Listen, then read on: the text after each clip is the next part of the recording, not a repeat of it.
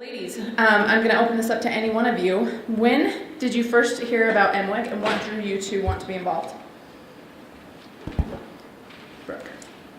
Sure. I was added to the Facebook group by, there's lots of BYU Law alumni in MWEG, and I saw their involvement and wanted to participate. And I think the thing that appealed to me most was the idea that there could be nonpartisan yet effective action. I think that we are living in a country right now that is incredibly polarized, and the rise of extreme views, not just in the US, but across the world, is very concerning to me. Mm-hmm. And I think that as Latter-day Saints, as well as US citizens, we have a responsibility to fight authoritarianism and other dangerous trends in the political landscape. I was invited, I think, by my sister Anna about day 3 of MWEG. There were 300 members at the time. Within another week and a half, there would be 4,000, is that right, by 2 weeks? And so the growth was really exponential. Fortunately, being in early, I did start to make some of the connections before the group was so large. I know those of you who have joined MWEG more recently, you have a bigger challenge, but just please reach out to us. Let us know who you are. It's hard to stay on top of everyone and everything, but we want to know that. I went to bed the night of the election without the polls completely finished, but pretty much knowing what the end would be. And I woke up the next morning with that pit in my stomach, which I hadn't felt since I'd lost a really important relationship, or I associated that pit in my stomach with real deep and emotional loss. And I cried for the next couple weeks, and my husband said, "Are you going to cry every day?" But I said this on another panel. Catherine's going to think I'm just a robot repeating myself, but I am hearing impaired, deaf in one side, almost deaf on the other. And this is a man who mocked the disabled. I'm a woman, and this is a man who brags of groping women. I am a religious minority, and this is a man who persecutes Muslims and who gathers together advisors who do the same. I'm the mother of 2 adopted brown-skinned kids, and this is a man who's a racist. So I felt personally assaulted by this man's election. And so for a couple months I didn't really know what to do. One of my sisters brought cookies to a mosque in Chicago, so Anna and I tried to find the mosque in Orem, which is like about a 1-room house size, and we went on a Saturday. That's like going to a Mormon church, maybe Tuesday around noon. So we did our best, but we didn't really know what to do. And so I was so grateful to find a group a few months later that was committed to action and to fighting for those groups, many of which touched me very personally, that I felt were being attacked by our leadership. Catherine? Oh, I'm a very early adopter too. I was added by a friend on a day in January 2017. It was an outlet that I needed, and I was really glad to become part of it. And this has become a really important part of my life. There's been a lot of personal growth for me involved too. Yeah, it was probably about a week in after MWEG was created that a friend of mine posted on Facebook, a friend who doesn't even live in the United States and I haven't seen in a decade, and just said, "Hey, there's this organization, if you're interested, let me know." And I was like, yeah. I commented and said, yeah, so she added me, and I had no idea what I was getting myself into at that point, but it's been great. So Lisa and Megan, both of you, I've heard you guys kind of refer to yourselves as accidental activists, or kind of accidentally getting into things. And why do you characterize yourself that way for your work with MWEG? I stole the phrase, I think, from Charlie, so I can't really claim it. I think it was her that I originally heard that from, but it absolutely resonates with me. I sort of paid attention to politics, but I didn't really do anything about it. I was semi-involved in a couple of local campaigns, helping some friends run for office, but that was pretty much the extent of my activism at that point. But joining MWEG and seeing what I could do, I realized I kind of had to. So Utah's chapter of MWEG is obviously the largest of all of our chapters, right? I'm not mistaken in that. And so obviously we have the opportunity to have a lot of growth and a lot of momentum because of the number of women who are members of the church that live here and are participating in our group. But how can you, Catherine, do you have any ideas? How can we help the chapters that are a little bit smaller outside of Utah find their voices, find their momentum, and get some traction behind what they're wanting to accomplish within their own states? This is the great question, isn't it? I have a few thoughts about this, but I would love to hear anybody else's thoughts. So one of the wonderful things that we've experienced here in Utah is that we've partnered with several groups that have been really beneficial for helping us get some knowledge that we didn't have before, get a heads up on things that were happening that we didn't necessarily know about. One of them was Moms Demand Action for Gun Sense in America, or they have another side of their organizations. It's called Every Town for Gun Safety. So we've met with their Utah chapter lead so that we knew when there were a couple of gun safety bills going through the legislature just in the last 6 or so weeks. They send out alerts so that we knew that we could participate in some of that. That was really helpful. And we've had some membership who's attended some of their meetings just to know where things are in our state with that kind of legislation. Another one is Action Utah, which is a nonpartisan advocacy group, which there was another breakout session from them. You might have with Katie. And they've kept us really aware of a lot of the laws that were being proposed in the legislative session. Again, things that they worked with many of those legislators to write the laws, to do the research and the background work to determine what the needs were and things like that. So they had so much knowledge that we just don't have. The English teacher and the other English teacher and the other English teacher and the lawyer.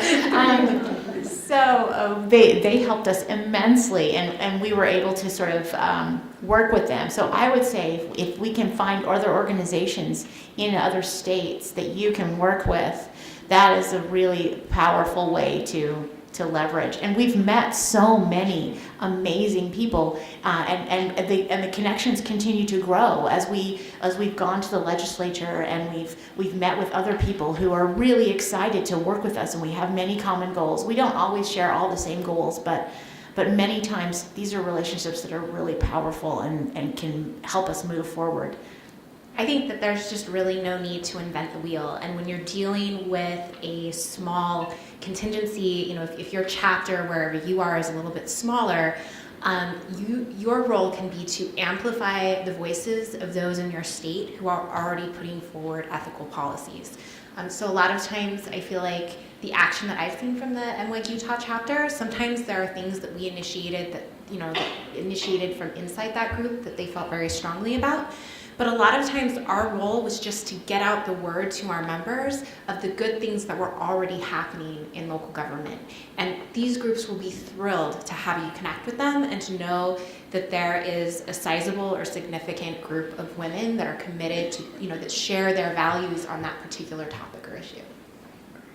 I think another thing that you can do is just getting your name out there. I've heard from several people that actually found MWEG through some of the op-eds and things that we've written who weren't members before, but because of seeing our name out there, they joined our group. So you can build your membership that way, and also just building a reputation so that you can build relationships with your legislators, with these other advocacy groups. So speaking of op-eds, a lot of times when we have some of our awesome MWEG op-eds published, there are always detractors, there's always haters, should we say, in the comments. And I think one of the common things that I see is that we must be totally anti-Trump, anti-Republican, anti-whatever. How can you, or how have you been able to help educate people that that is not what this group is about, and educate them as to what our main purpose is? No pressure. How do you fix all the people that don't understand that? No, sorry. I mean, it's Never something we read the continue to comments. have to work upon. Don't read the comments, yes. Sorry. That's all I said. Well, I mean, that was my main comment. We have to keep working at this. I think we have become better at refining our voice. I think we've paid more attention and tried to make sure. I just know, well, and maybe it's not all but that most recent article that featured you and Charlie and that particular, was it the journalist or was it coming from you guys? Because for the first time in a lot of these, not so much the op-eds, but the articles being written about us, it does seem as if the writers are forefronting our nervousness and discomfort with some of the things of this administration, whereas this more recent one, it didn't focus so much on that layer. Was that coming more from us, or was it that particular journalist's choice? I'm not sure. I wasn't in the article, I just read it. I think it's probably a combination of both. I mean, we are definitely more than just an organization of this particular moment. We hope that we're going to continue to grow and teach, teach one another and learn. And so I think maybe that particular meeting with the journalist, we did focus on all of the things that we can do that there's large consensus about. There's a lot of people who may be on different sides of the political aisle who agree on a lot of things, like we here in Utah, things about air quality this is important to everyone because we're all breathing. Things like that where there can be a lot of agreement. So I do think that focusing on issues where we can come to a consensus has helped a little bit with that we're not simply fighting against something, but that we do stand for building a positive future. Pulling out that peacemaking aspect of what we stand for, right? I know we just heard a wonderful presentation by Dr. Madsen, and she, I think, was a great catalyst for all of us as far as feeling like, yes, our voice and our purpose matters, right? Brooke, how do you think we can really help women to feel like they don't need to be invited to the party to make a difference? I think there's two parts to that. I think understanding the research behind women and their tolerance for risk of getting involved is important.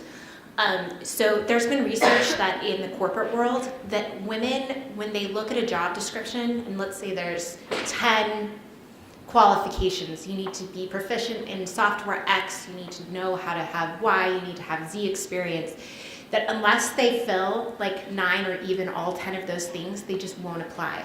Whereas men, they've done studies that show if men have even 2 or 3 of the qualifications on a list of 10, they think they're totally qualified and will apply. And I think that that's important because in the research that has been done on women who run for office, women are not actually less likely than men to lose. That a lot of the gender bias in elections has been largely mitigated. The problem is that we just don't have enough women running to begin with.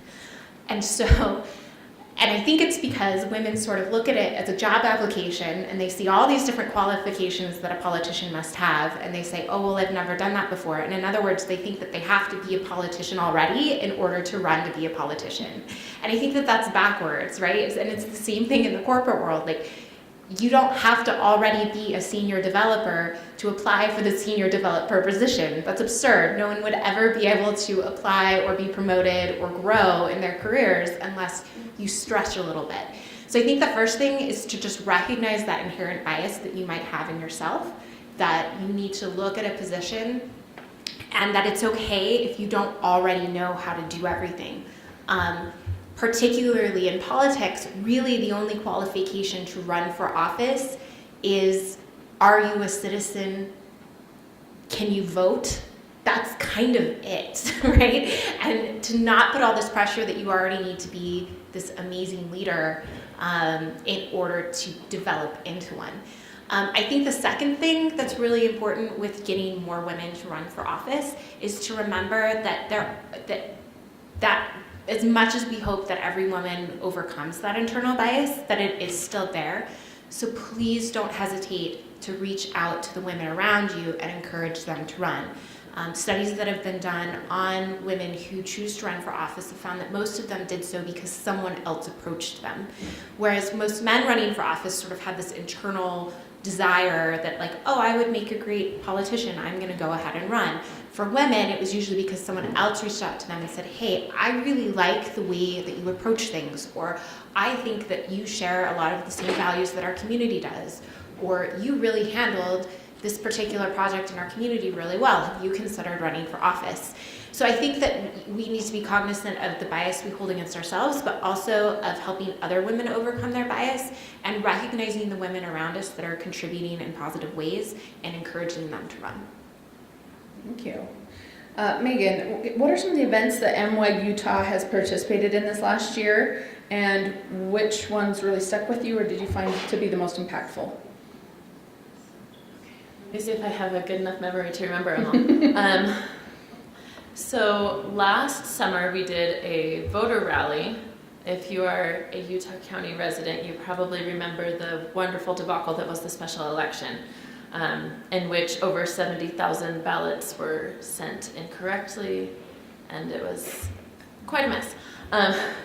So we held a rally and did a bunch of things to push for correct information getting out there to the voters so that everyone knew how they could vote, where they could vote, if their vote would actually be counted, if they'd already voted. So that was a good one. We held a clean air rally in February, specifically to discuss and promote a couple of bills that were coming through the legislature at the time, dealing with air quality issues. And I'll let Catherine talk more about that one in a minute because she helped organize a lot of that. Let's see, we did a lobby day up at the state legislature, which Action Utah helped us out with. They do a special kind of presentation, kind of teaching you how to lobby, walking you through the process, and then taking you over to go talk to your elected officials, which was pretty exciting to be up in the Capitol and talking with our legislators. What else am I missing? I know we've done more than that. We did the Purple Rain. Oh, that's right. we did Purple Rain for Jason Chaffetz. So we had a little letter writing campaign. We wrote him letters on purple envelopes or on purple cards. The goal was to get at least one every day for a month to him. What And was the cause you were asking him? healthcare. This was right at the time that he had surgery on his foot. So we were kind of using that as a good starting point to talk about healthcare issues. So we were sending him well wishes on his surgery and little reminders of everyone should have good healthcare if they need surgery. So Did we get any responses from his office in response to that? did we? I think we like to take credit for Him leaving it office? was not long after that he did decide to retire. He's probably not getting as many purple envelopes at Fox News as he. Although he might in the we future. might have to reinstate that. It's true. So Purple Rain, Jason. No, just kidding. Fox News. Just kidding. Are there any other Martha Houston? Oh, that's right. Oh, Linda, Lisa, you talk about. So this did not originate with us. Another way where pairing with other organizations makes you all the more powerful. So there was a campaign to send Martha Hughes Cannon to Washington, D.C. In D.C. there's a national statuary, and every state gets to have 2 statues. The current statues are Brigham Young and Philo Farnsworth, who was an inventor. Philo's been there for 30 years. And so some women and some girls, some high school girls started to feel that this would be, the statue may be changed in 2020. That's the centennial of the women in America getting the national right to vote. And so there was an effort to send Martha Hughes Cannon, a doctor, a state legislator, the first female state legislator. Who beat her husband in the election, which I think is Beat awesome. her husband in the election. She held 4 degrees, is that right? Pretty incredible woman. So we decided to send, we would get behind that effort to send her to Washington, D.C. And the reason they say I should speak about this is because I wore my suffragette or suffragist. I guess suffragette, I only learned this recently, but that's like the hardcore, like. So suffragist is a little more neutral. I wore my suffragist Halloween costume, and therefore became kind of almost like the mascot or something. It was wonderful. Yes, so speaking of suffragists versus suffragettes, I guess, how can we help members that have been a little more passive in their involvement with MWEG to become more gung-ho? What do you guys think? Make them take over a conference or something? Okay. Is that the trick? I think the key is to find an issue that you care about. And we talked about this, I know, in some of the other sessions. Finding an issue that resonates with you, whatever it is that you're passionate about, and join that committee or start that committee. I know we've recently added more committees and it's kind of constantly shifting in MWEG. But find a cause that you care about and get involved specifically in that.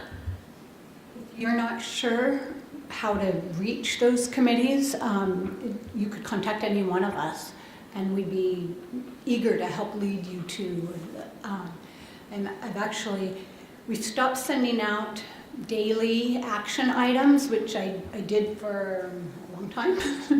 And so we stopped doing that, and I've taken another role where I help oversee many of the committees that are in MWEG. So if you don't know, ask me. I can definitely pair you with, tell you how to get a hold of the leader. So how have your families, friends, neighbors responded to this increased activism that they've seen from you over the past year? Anyone? I think I've been surprised that people say, oh, you're doing so much work, or like, wow, you're so involved. And I want to say, I spent literally, like, there's a timer on my phone at work. It tells you how long the phone call lasts. And I want to be like, that phone call to my senator took 87 seconds. Like, it's really not that much work to call and contact your senators. And I think that's been part of, and this doesn't directly answer your question, but I think part of our mission, I think, as MWEG, is to get the people around us involved and to sort of preach the gospel of citizen activism and to let people know that it really isn't anything special or above and beyond what most of us are doing every day. You know, it's an 80-second phone call to say, hey, Senator so-and-so, I want to tell you to vote no or yes on this particular bill. Here's my zip code. That's it. I think the other thing that has struck me as I have posted, been a little more politically active on social media or talking to friends about it is just, I think this goes along with this, just how unfamiliar people are with the process. Mm-hmm. And I think that they are actually really excited to see someone that they know personally that is involved in a way, because it makes it easier for them to have someone to go to when they have questions. Right. Lisa, what about from you, your family? Well, in terms of my family, I mean, my mom and all my sisters are members of MWEG. I've always felt really well supported that way. In terms of my ward and neighborhood, it's a pretty conservative one. I do post regularly about political things on social media, and the likes all come from MWEG and my, other lives, rarely from my neighbors. And yet, one neighbor had a very nice bed and mattress that they didn't want anymore, so she came to me. I know you're involved with refugees. How can I donate this? Another said, I see what you're posting and I'm learning from your post. So it is interesting that sometimes you hope at least that even people who aren't willing to put a like on something are still learning. I hope so. That's something I hope. And then just another funny thing.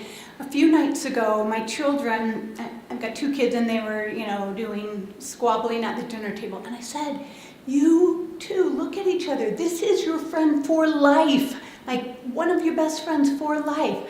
And I'm like, not him. And I said, think of who Mom's good friends are. Who are my good friends? And I expected them to say, especially my sister Anna, who now is not only my sister, but lives like, a few blocks away. They're like, your MWEG friends. Those are your good friends. They do know how dearly I care about the people and the relationships I've developed here. Even though some of you I'm meeting in face-to-face, in person for the first time ever. So it is wonderful to have developed these friendships, and at least my children are recognizing those. I think Catherine you that told me that your husband referred to this as MWEG Palooza weekend? Who told me that? Oh, it wasn't my husband. Somebody told me that their husband referred to it as MWEG Palooza weekend. And I thought, oh, well, they kind of get it then. So I just was wondering if anybody else's family felt like that's what was going on this weekend for you. Anybody else feel like they've had to, I guess, inform their family, friends, neighbors about why they've increased their activism over the last year? Well, I take my kids along with me a lot of the time on these events. I most particularly I have newly 4-year-old twins who are super fun to take to the Capitol. But we do it because it's, where are we going, Mama? Where are we going? We're going to the Capitol. We're going to the Capitol. Why are we going to the Capitol, Mama? Well, because there's things that need to be done. I have a 9-year-old daughter and a 6-year-old son. I really want them to see that we are involved, that we care about other people. We care about a refugee family in our city. We go over there. They needed some diapers. We went and took them some diapers. Mama, why are we going over there again? Well, because these people are our people. So I want my children to know that we're planning a clean air rally and you're going to hold the sign. And here it is. That's really important to me. My mother always says, we didn't raise you this way, Catherine. Not particularly about activism, but about all kinds of other things. Like, Catherine, we didn't raise you to be a vegetarian. Catherine, we didn't raise you to whatever else. But truly, they did raise me to ask a lot of questions, to want to be involved in things. And that's something that I really want to pass to my children too. And so they come along and they wonder why sometimes, and it's maybe not their favorite thing, but I'm hoping that the spirit of being interested in our community is passed along to them. So after the voter rally last summer, in which I got to use Charlie's wonderful bullhorn and photographed by the newspapers holding said bullhorn, the next day there was an article, probably in the Daily Herald, maybe the Deseret News, I'm not sure. But my dad goes and gets his newspaper and sees me on the front page holding a bullhorn, and his response was, "What on earth was she doing?" So fortunately my mom knew what it was and explained. He's like, okay, fine. But that's, my dad sort of rolls his eyes at me and goes along with it. But I too have dragged my children along to the Capitol. And the staffer in Senator Hatch's Provo office knows my little 2-year-old and recognizes her. So, it's fun. It's good to get them involved. I'm the one at playgroup that when people want to know what's going on in the local election, the other moms ask me because they know I'll know. So it's been fun to just kind of help educate people that way and to help people understand, like, it's okay to talk about this. It's okay to get involved and do all of this. Can I just jump in a couple time things? Mm-hmm. So we had a Relief Society activity on Thursday night, and one of the topics that was discussed in sort of a presentation was listening to podcasts. And the presenter mentioned that listening to a podcast can give you something to talk about with people other than gossiping about your neighbors, which I thought was a really groundbreaking concept. It was a great concept, yeah. And I thought, that's great, yes. So we can perhaps be the people who talk about some of the same types of things, what's going on in our community, what's going on in our state, and how can we be involved, and what are the implications of this, and I totally forgot the other thing I was going to say. If it comes back to you, that's okay. Okay, we'll see. Yeah, I'm super nerdy for podcasts, so that makes sense. Okay, so ladies, over the course of this last year, you have had to be involved in so many things, constantly going and keeping up the momentum for all of the rest of us. Has there been an incident or an event that kind of broke your spirit a little bit, made you feel like, is this all worth it? And then how were you able to overcome that?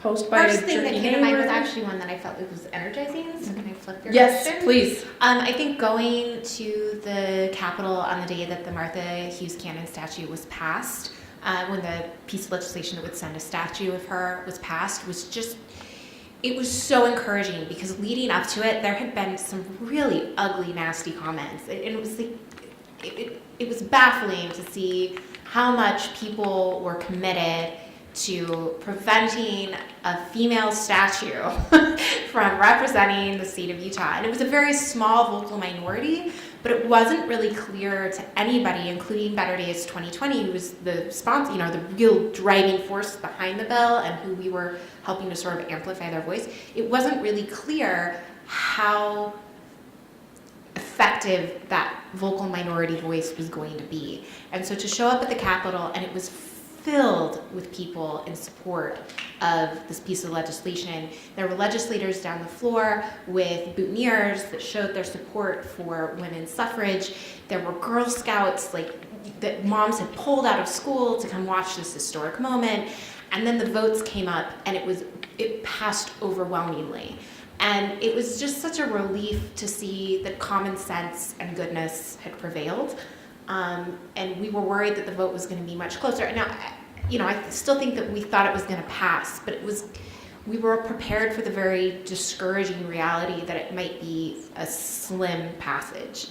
And that, to see that, in fact, there was a mandate, an overwhelming mandate, to support women and to recognize their contributions to the state was really encouraging. Anybody else have any experiences either that were really invigorating or that were a little bit deflating, and how did you respond? No, all good friends and neighbors. I don't know if I've had any specific incidences. It's just kind of the constant slog.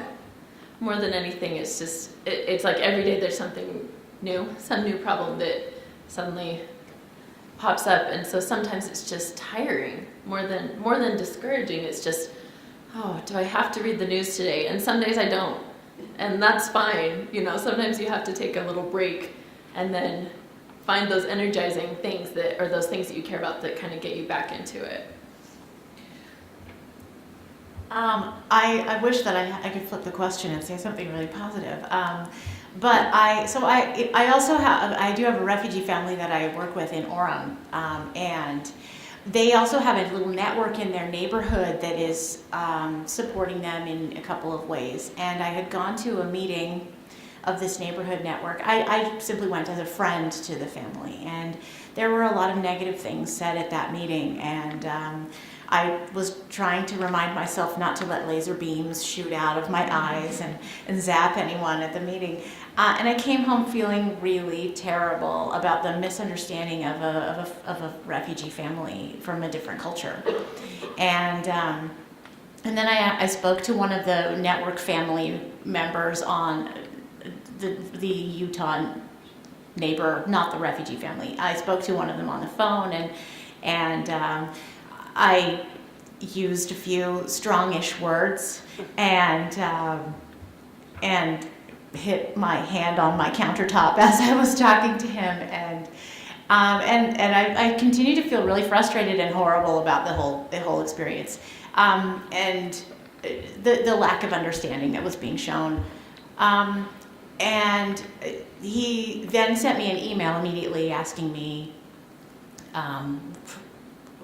for advice about how to do something or how to handle a situation, and I wrote back and said there are cultural differences that you need to be aware of and things like that.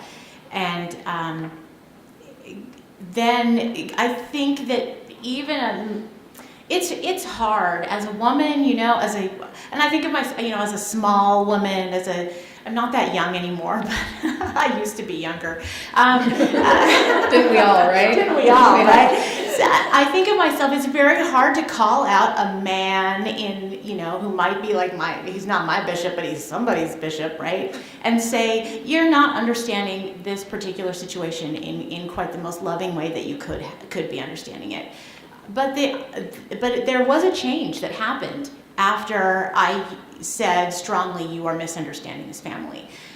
So I think speaking up for people who are not in so much of a position to stick up for themselves has been really challenging, but it also does have its benefits, and there are ways that we can make a difference in that way. Yeah. Wonderful, thank you.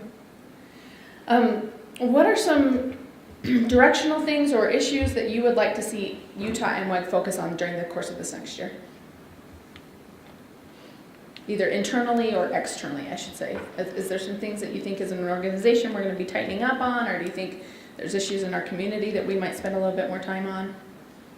I know one thing we're really hoping to do is to be more prepared for next year's legislative session. We just wrapped up this year's, and we did a little bit of work there, but we have some plans that we're hoping to get more organized and be more prepared for next year's legislative session, because I feel like that's somewhere that we really can make an impact.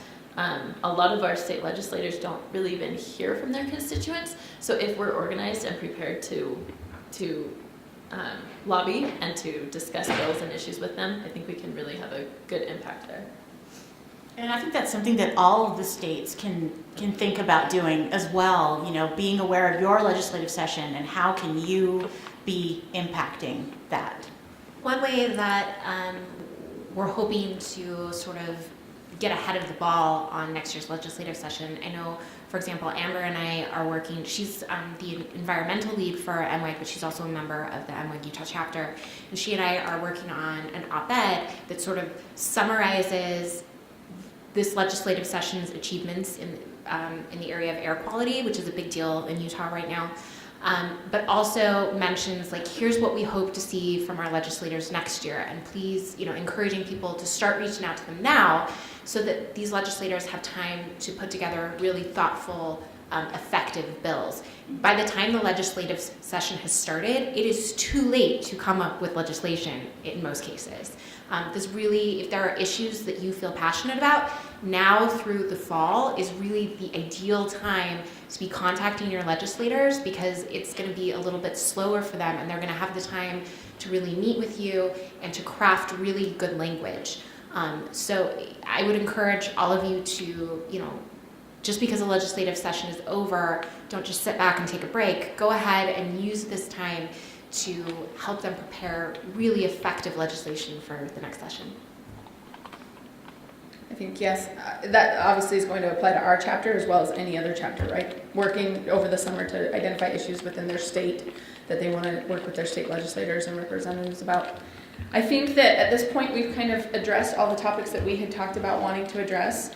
And so we're going to open it up to you. We've got about 8 more minutes. So if you have any questions that you would like to ask to our panelists, we'd love to hear from you. Yes, please. I'm recently new to this experience. I would like to know if you can recommend sources where you gather data that you trust, sources you trust that you can. And maybe I've looked just now and I didn't find it, but maybe it's already on your website. Sources that we trust in media to help us get accurate information. Are you in Utah or are you outside of Utah? I'm Utah. So I think that a lot of us rely on Action Utah and the information that they put out. They are nonpartisan and they have been very effective at sort of being able to leverage the resources they have to gather really helpful information on all sorts of topics. So if you're looking for just a broad survey of here are the most important issues, here are the legislators that are involved, here are the obstacles these bills are going to face, I think Action Utah is going to be one of your best sources. And they're on Facebook, they're on the internet, so I see their updates daily, and that kind of helps me with mine. But nationwide, what media sources are you looking at? I know on our page we've recently had kind of the pyramid of Marin? where they fall. Yes, Marin. Are you looking for national and international news sources? Yes. guess. Yes, I know recently within our group, we've had that picture up that kind of shows the biases of various outlets. We've got a whole spreadsheet that behind the scenes. The fairly, correct me, Nicole, correct me if I'm wrong. Okay, fairly balanced. You're gonna have BBC, The Economist, Reuters, AP, are all fairly balanced. Outside of that, you're gonna get just a little bit of bias in what they cover and the words that they use to cover that. And so the next tier down would be like Washington Post, New York Times, Wall Street Journal. NPR, leaves a little left. What else? You're going to find fewer in that tier that lean right. Sure. Did you say The Economist already? Maybe. The Economist. I know that we've had that image up on our site before, and maybe we're fine-tuning it even within our own sphere as to what reliable news sources are out there. So I'd say if you can't find one in the middle, pick one on right, one on left, and use your common sense to find it. Oh, The Hill is another one. That one leans a little right. Some of the ones that we just mentioned lean a little left. The Hill, it can be a little more like reasonable on the right. So if you don't know about a news source, which way it leans, you could look at mediabiasfactcheck.com, maybe. Yeah, maybe I don't know .org, if I'm it's not org. sure. It might be org. And the other one is All Sides. Allsides.org. They will kind of show this paper's centrist, this is right, this is left, and I think it's got 2 degrees right and 2 degrees left. So yeah, you can look at a particular thing that's in the news and then read across the spectrum if you wish. And please don't forget to check your local news sources. I think with everything going on at the national level, that it is really tempting to focus on mainstream national news outlets. But as a former local journalist, I can tell you that no one is going to cover your local school board better than your local paper. And even like in a state like Utah, where we have 2 sort of like major newspapers, the Deseret News and the Trib, they still tend to be Salt Lake centric. And so if you are looking for, what is going on in Kane County or down in St. George or up in Logan, check those local newspapers. They're not always going to have resources to do a lot of, really deep investigation, but they're going to have a much better handle on the tenor and the tone of the debate that is going on locally. And those would certainly point you to issues within your own community where you might be able to get behind and get more involved, correct? Yes. Okay. Yes, your question, please. It was more of a comment.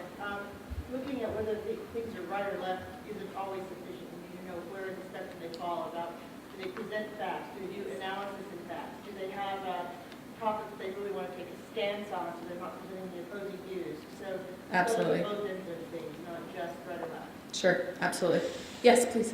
I had a question. When we're talking about local news sourcing, I've been with great interest lately watching Channel 2 just because I know they're owned by Sinclair. And I'm curious what your thoughts are about it, just because I'm trying to weed out how it's changing the conversation of what's happening in that particular station. And I don't know enough about the whole, I haven't been following that story a ton. And so I'm curious what your opinion is about Sinclair. I've noticed them mention it several times, the Sinclair this, the Sinclair that.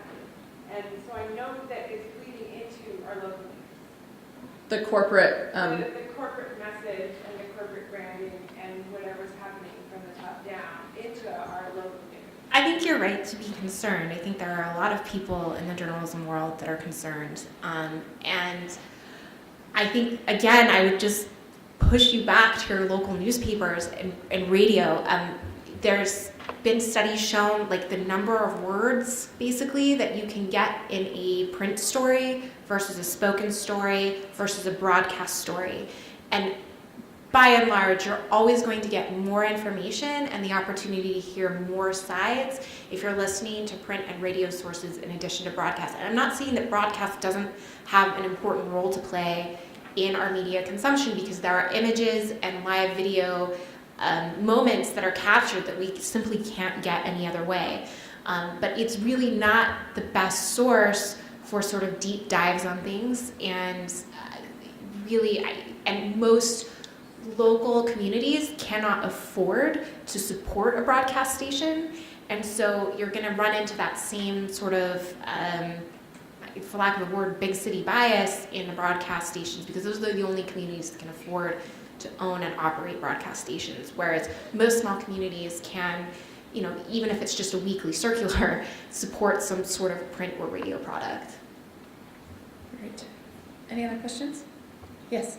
For those of us that are brand new to, I didn't even know you. MWEG, our little acronym. Because I did use it in Facebook for me. Can you tell us what your roles are and what the other women in the room, the leadership roles are, so we can put faces to names? I know you probably said it at the very beginning, but if you do it one more time and then the other women? Absolutely. Brooke? I don't really have an official role, except that I'm sort of serving as a liaison between HEAL and Action Utah on environmental issues with MWEG Utah. But I just moved back to the state a few months ago, so I'm still sort of finding my footing here. Yeah, but you like got right in it. Like you were here and all of a sudden it was like, I'm involved, I'm on it. I loved it, so. Mostly environmental issues, yeah.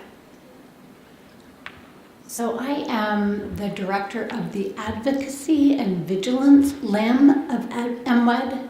Yes, I know, at the beginning I was calling it MWEG and it just didn't sound right. And then Charlie said, we've decided on MWEG.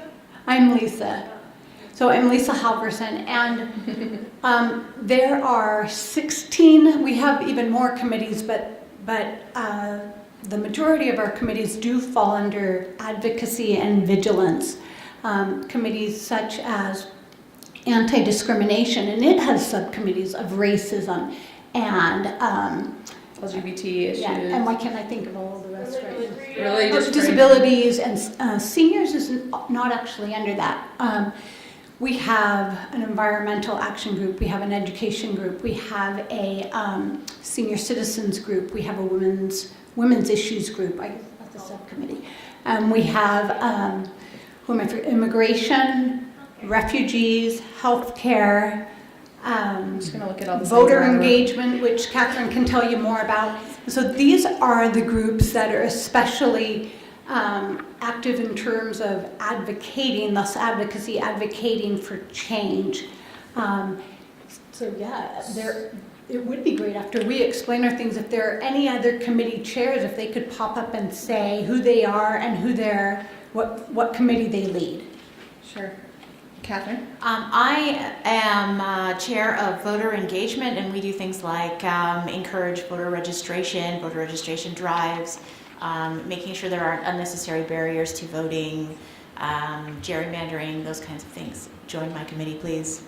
Can I just, before you start, Megan, one brand new committee is the Standards of Democracy Committee, which will look at constitutional violations, judicial appointments, Russian investigation. So that's an important committee that we kind of had something trying to work on that and it fizzled, and so it's a great one if you're interested. Megan. So I am the Utah chapter coordinator, with Lisa and Catherine helping me out tremendously across the board, and Brooke and many others helping me in specific issue areas.